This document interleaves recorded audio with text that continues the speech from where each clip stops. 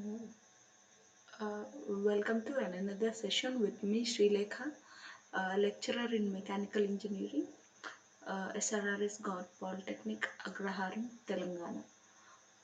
From past 2 days, we have been discussing the numerical problems on simple stresses and it also tensile test.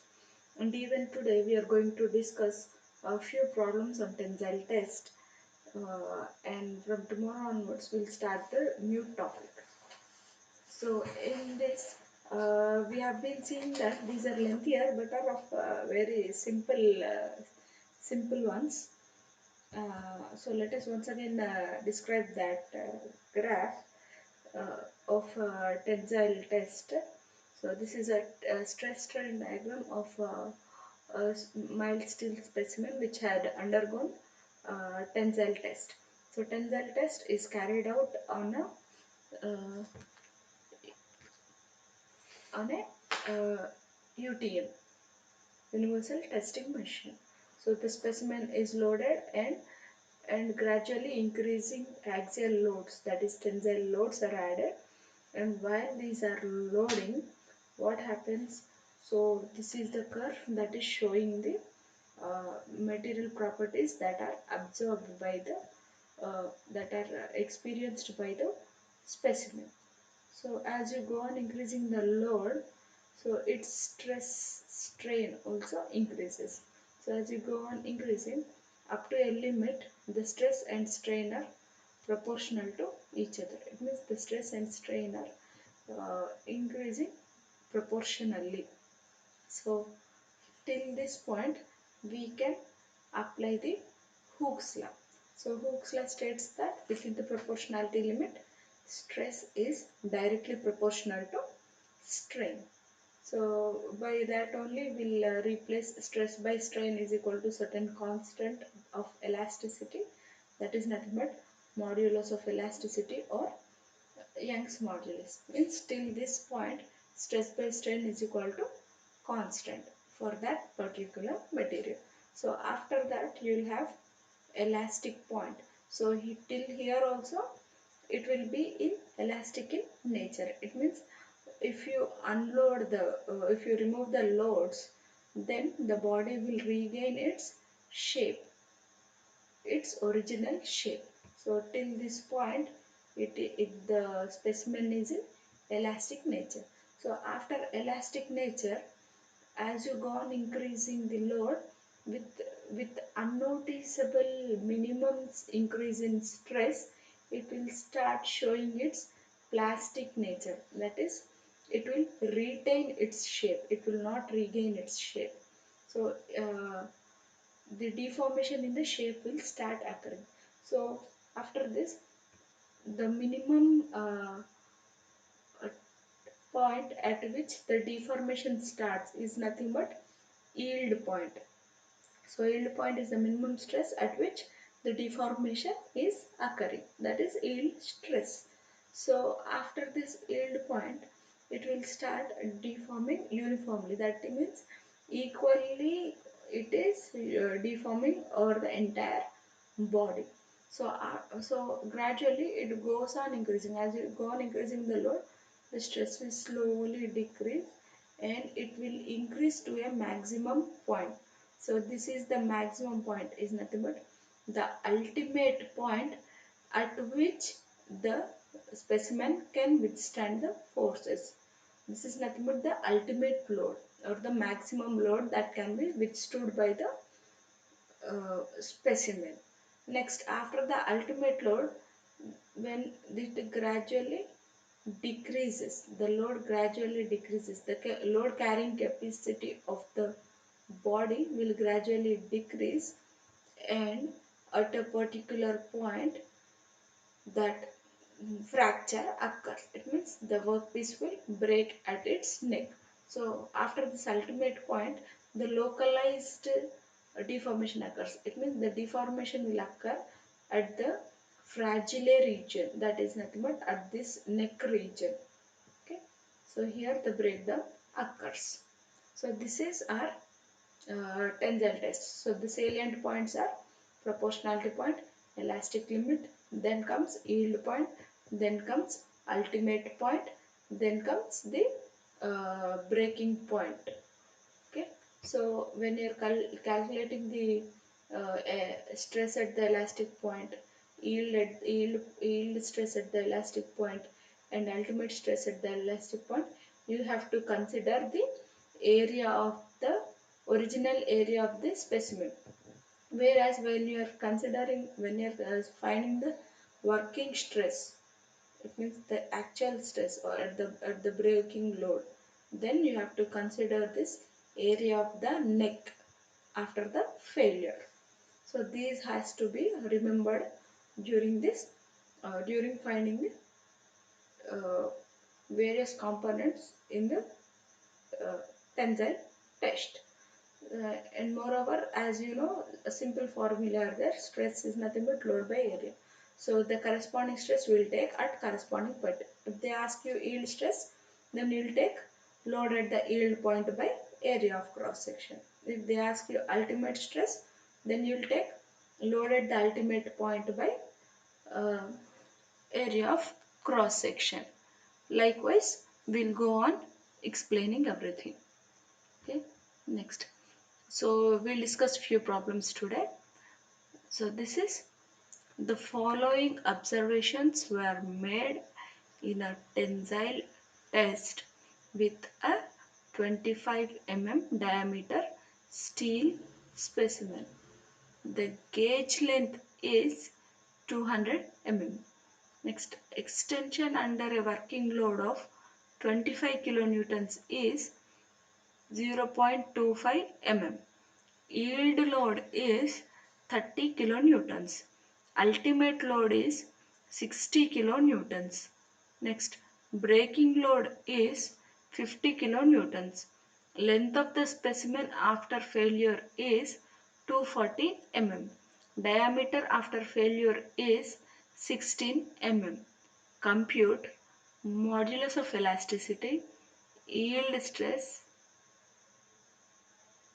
ultimate stress, normal and actual stress at breaking point, percentage of elongation, percentage reduction in area. So if you see this, so it is given that a specimen, a steel specimen of length 200 It means L original length is 200 and its diameter initially is 25 So when you are go on adding 25 kilonewtons of load, the elongation is 0.25. Means you can take this within the elastic limit. This extension change in the length is delta L is 0.25. So this is load at elastic point. So to calculate modulus of elasticity, we'll consider the stress acted upon due to this load. Next, yield load is 30 kilonewtons. So this is nothing but the minimum point at which plastic deformation starts occurring. Next, ultimate load, it is 60 kilonewtons, means the maximum load that can be withstood by the specimen. So thereafter, breaking load, it is 50 kilonewtons. It means the load at which the specimen breaks or fails. Next, so after failing, length of the specimen is 240 It is nothing but LF. Next, diameter after the failure is 16 So you need to find modulus of elasticity, yield stress, ultimate stress, normal and actual stress at the breaking point, percentage of elongation, and percentage of reduction in area. So let us take. So we know the diameter of the specimen is 25 Now, so the specimen is diameter is 25 It means its cross-sectional area is a circle. So area of a circle is pi r square or pi d square by 4. So instead of d, I am taking 25. So pi by 4 into 25 square. That will give us 490.8 0.87 mm square. So now this is nothing but the original area, and gauge length of the specimen is 200 mm. Next, after the failure, the gauge length is 240 mm. Next, diameter after failure is 16 mm. So now cross sectional area at failure is again pi d square by 4 only. So instead of that d, we'll take at the failure the diameter. So it is pi by 4 into 16 square. So that is equal to 201 mm square. So now first we need to find modulus of elasticity. We know that modulus of elasticity means stress by strain. So first stress we need to calculate. So at what load we need to calculate? It is the load at which the piece can extend. So we have given with elongation of the length at certain load. So that load is nothing but the load which has to be considered at the elastic limit. So that is 25 kilonewtons. So stress is equal to load by area. The load at elastic limit is 25 into 10 to the power of 3, nothing but 25 kilonewtons. The area is nothing but, so at the elastic limit the workpiece is not breaking. So we'll take the original area, that is 490.87. Upon dividing 25 into 10 to the power of 3 by 490.8 by 7, we will get 50.93 Newton per mm square. Okay. Next, strain. So strain E is equal to change in length by original length. It is nothing but extension. So extension is given at 25 kilonewtons of load. So 0.25 is the extension. So extension is 0.25. The original length is 200. So 0.25 by 200 is equal to 1.25 into 10 to the power of 3. Now we got stress and strain. See, strain does not have any units because on the numerator and denominator we have the same units. That is why they'll get cancelled. We won't have any units. Next, so modulus of elasticity. Modulus of elasticity is denoted by E. So that is nothing but stress by strain, nothing but sigma by E. Sorry, small e. Here I made a mistake. So that is equal to 50.93 by 1.25 into 10 to the power of minus 3. So on substituting the values, you will get 40.74 into 10 to the power of 3. Next, you need to find yield stress. So yield stress, how can you find yield stress? It is nothing but load at the yield point. Stress means load by area. So if I want yield stress, I will take load at yield point by area of cross section. Even we know that at yield stress point also the workpiece is not going to break. So we'll take initial area only. So it is equal to 30 into 10 to the power of 3 by 490.87. So on calculating these values, you will get sigma y, nothing but yield stress is equal to 61.12 Newton per mm square. Okay. Next, so they have asked us nominal stress as well as breaking stress. So nominal stress is nothing but the nominal stress is nothing but the breaking load area by cross sectional area without failure. So at the breaking load area, the if the body does not break, if the workpiece does not break, then what would be the stress? So that one will take as nominal stress. So nominal stress is breaking load by cross sectional area, nothing but 50 into 10 to the power of 3. At 50 kilonewtons, it is given that the piece will break. By cross-sectional area is 490.87. So therefore, the nominal stress is nothing but 101.86 Newton per mm square.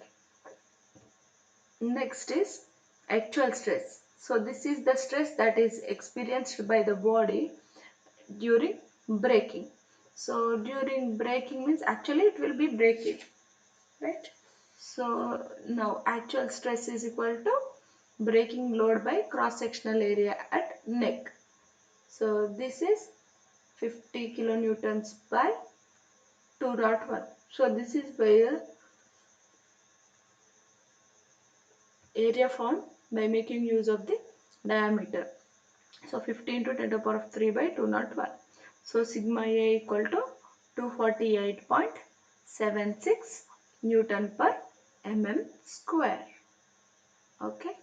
So I think everyone got the difference between the nominal stress and actual stress. Next is ultimate stress. Now ultimate stress means the stress which we find at the ultimate load. So the ultimate load given is 60 into 10 to the power of 3. So at this point also the body is not going to break, but it is going to deform at a localized region.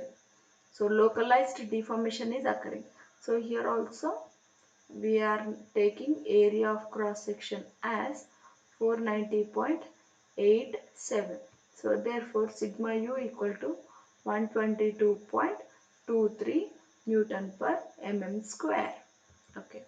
Next, percentage elongation. So percentage elongation is nothing but the percentage increase in the length as we are applying tensile axial load. The length of the body will increase, and gradually the uh, cross sectional area will decrease. So the percentage increase in the length, it is given by a formula, that is length of the after the fracture minus gauge length by gauge length into 100. It is nothing but change in the length by original length into 100%. So the length of the fracture is 240 mm minus 200 mm by 200 into 100. So on calculating everything, we'll get 40 by 200 into 100. So 40 by 200 is nothing but 20 by 100. So this is nothing but 20%. Okay. So this is how we calculate the increase in length. So the length has increased by 20%. That is nothing but 40 mm. Next, so percentage reduction in area. So as we have already discussed, if the length increases here, the area of cross section is going to decrease. So this percentage reduction in area can be taken as original area minus area after the fracture by original area into 100. Nothing but change in the area by original area into 100. So we know that this original area is 490.87 minus 201 by 490.87. So this is nothing but you will get 59.05%. So area is decreasing by 59.05 percentage. Okay. So that is the problem. Now we are going for next problem, that is the following are the results obtained from tensile test on a mild steel specimen. So the diameter of the specimen is 16 mm. Gauge length is 80 mm. Extension of the load of 75 kilonewtons is 0.15 mm. Load at yield point is 90 kilonewtons. Next, maximum load is 130 kilonewtons. Length of the fracture is length of the fracture is 106 mm. Diameter of the neck is 9.8 mm.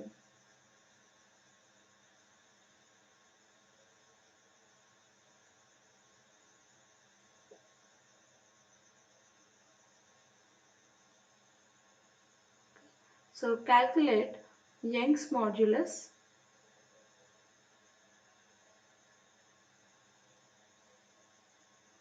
stress at yield point, ultimate stress,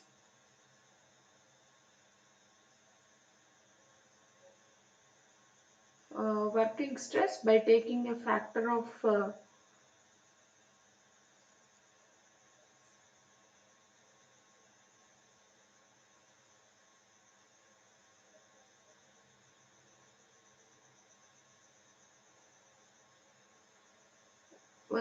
percentage elongation and percentage reduction in area.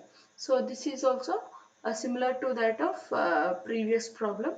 Here we have taken a mild steel specimen whose diameter is 16 mm while loading.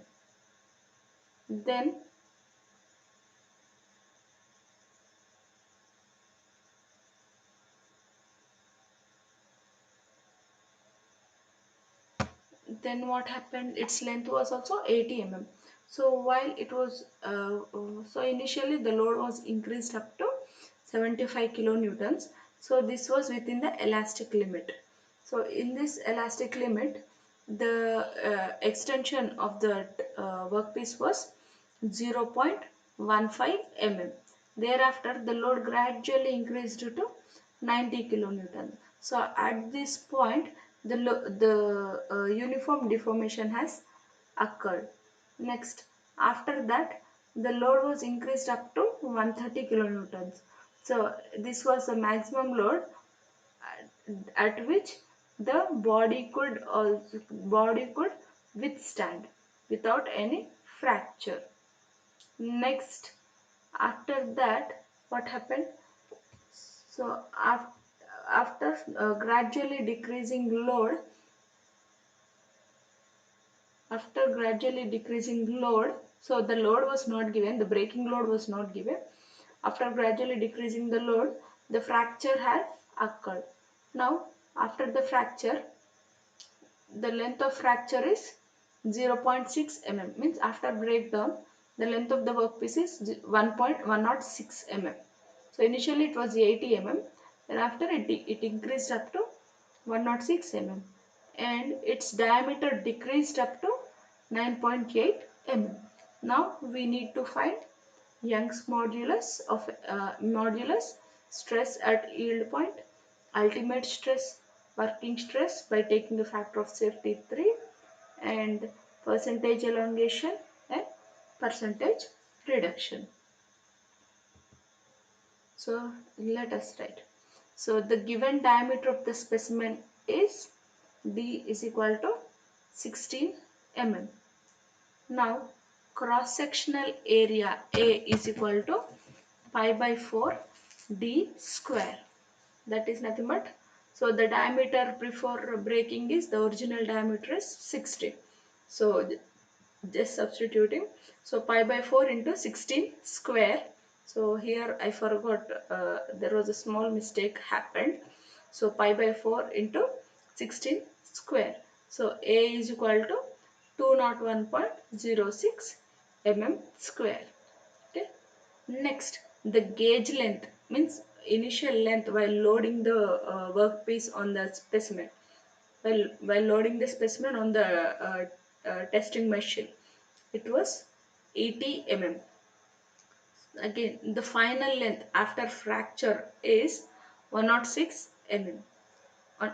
Next, diameter of the neck after the fracture was 9.8 mm.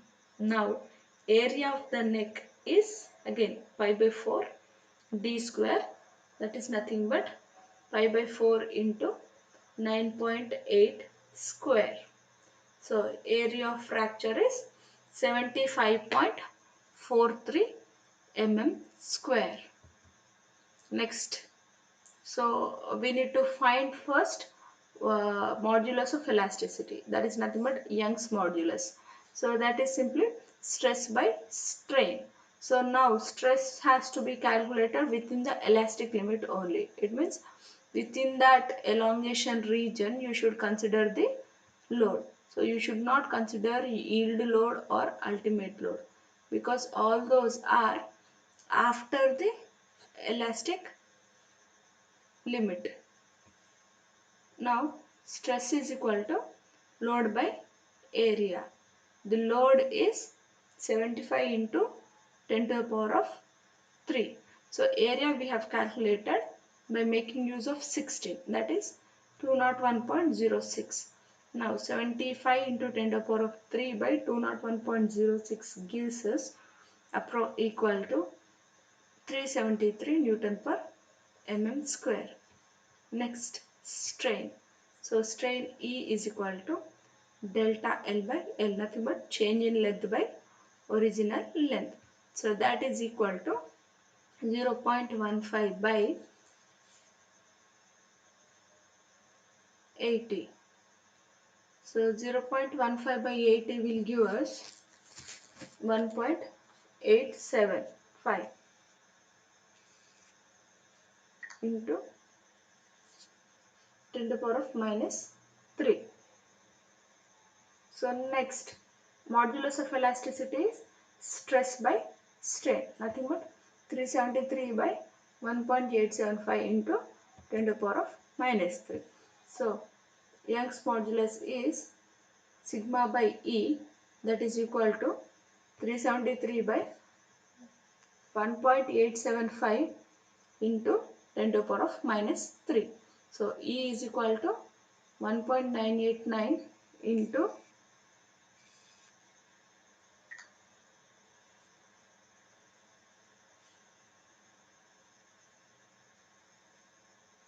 10 to the power of 5 Newton per mm square. Next, stress at yield point, nothing but the yield stress is equal to load at yield point by area of cross section at yield point.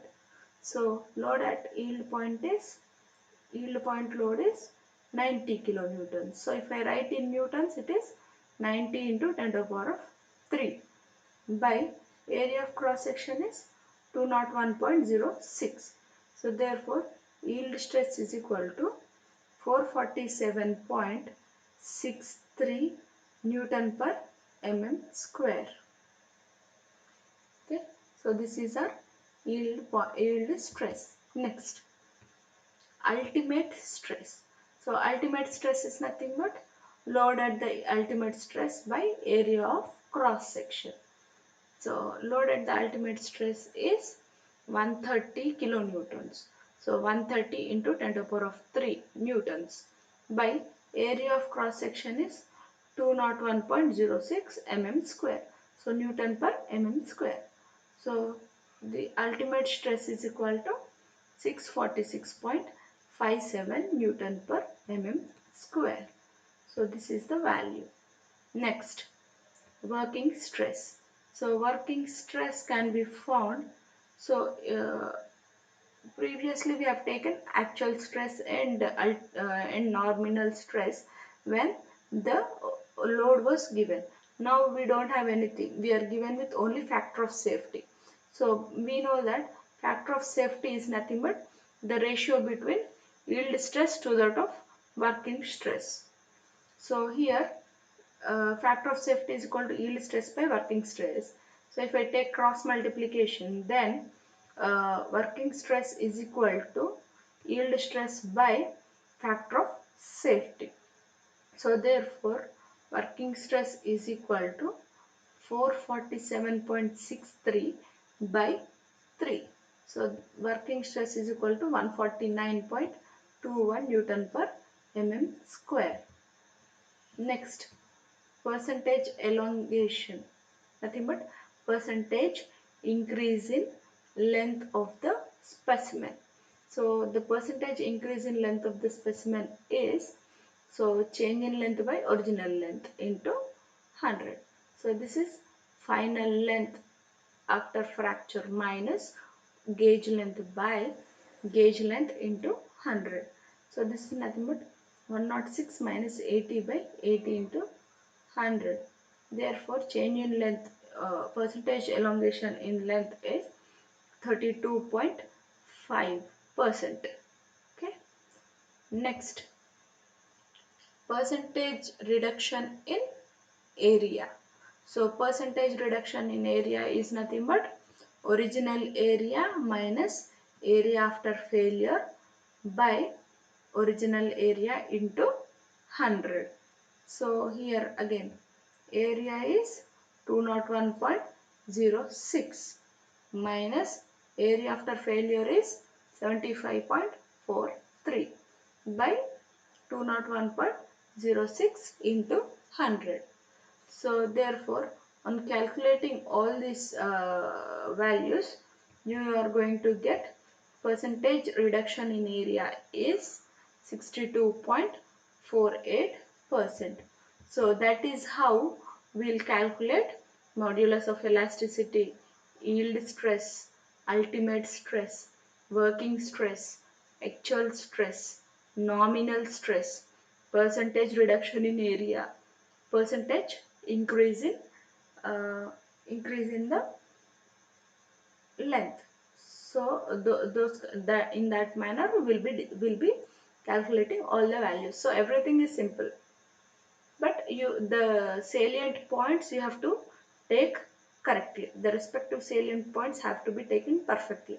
So if the ultimate stress asked, ultimate load has to be taken. If the yield stress is asked, yield load is to be taken. If modulus of elasticity is asked, the stress which you are calculating should be within the elastic limit. Okay, so this is how we'll calculate uh, uh, the required values. Okay, next, so we'll discuss two more simple stress problems so that we can wind up these topics today, and from tomorrow onwards we'll be discussing the analysis of composite bars. Okay, so this is a steel rod of 30 mm in diameter and 60 mm long has a permissible stress 116 Newton per mm square.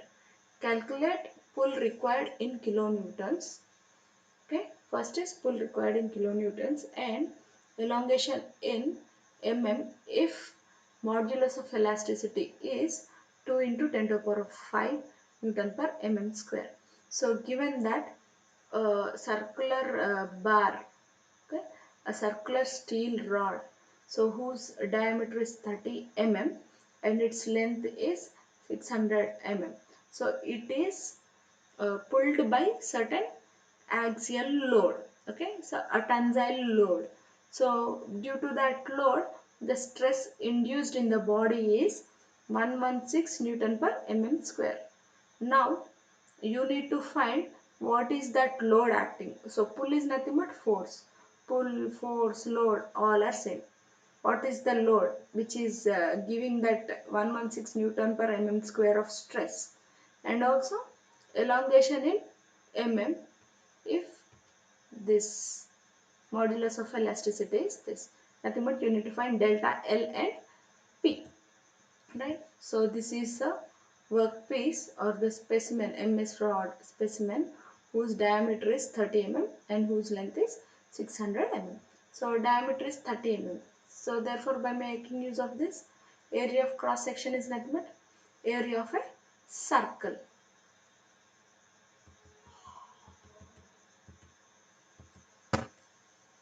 Okay, area of a circle. Now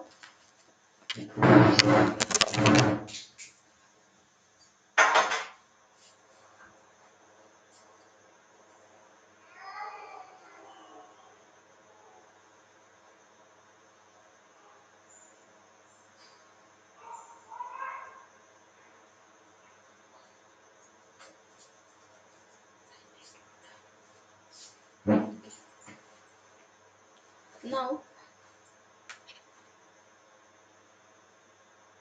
so area of cross section is nothing but pi d square, pi d square by 4. Now pi d value is 30 mm.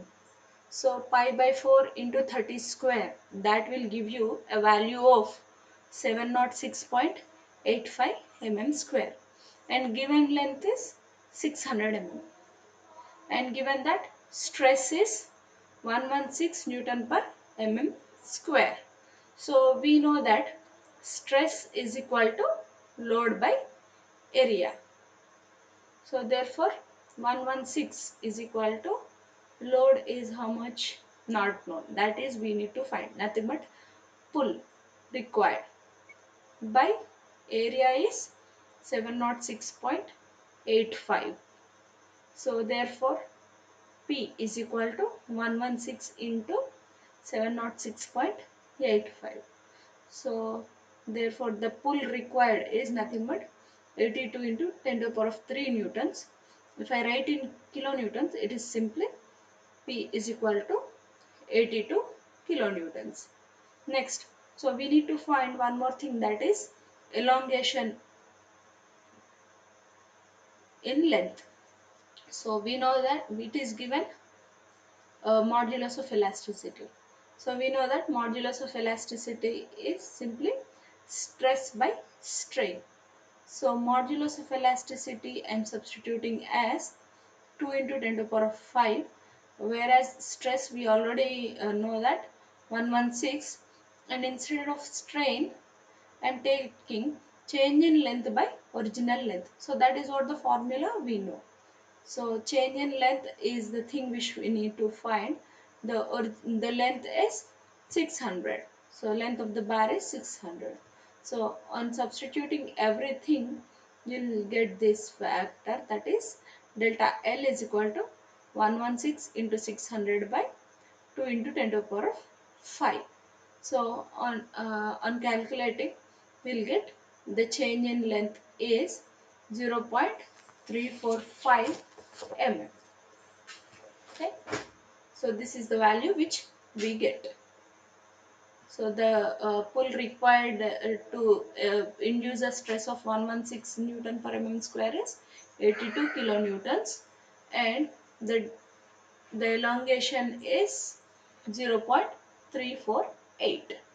Next, one more problem, that is a steel rod of 20 mm dia and 600 mm long is subjected to an axial pull 40 kilonewtons. Determine the elongation of rod if E is equal to 2 into 10 to the power of 5 Newton per mm square. So the problem is also similar to that of previous one, but there pull was also not given, whereas here pull is given, and there we needed to find both pull and elongation. Here only one elongation is sufficient. Okay, so given that the load is 40 kilonewtons and the length of the bar is 600 mm and the diameter of the bar is 200 mm. So by making use of this diameter, I can find the area of cross section. So area of cross section is pi by 4 d square. So we know that diameter is 20. So therefore pi by 4 into 20 square. So it will give a value of 314.159 mm square. Okay. Next, we know the modulus of elasticity.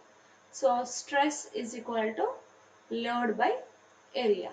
So load is 40 kilonewtons and area is 314.159. So therefore 40 into 10 to the power of 3 by 314.159 will give you a stress of 127.32 Newton per mm square. Next, strain. So strain is nothing but change in length by original length, nothing but elongation by length. So elongation is what we need to find. Next, so Young's modulus is equal to stress by strain. So stress is there 127.32. Young's modulus is 2 into 10 to the power of 5. So the strain is delta L by 600.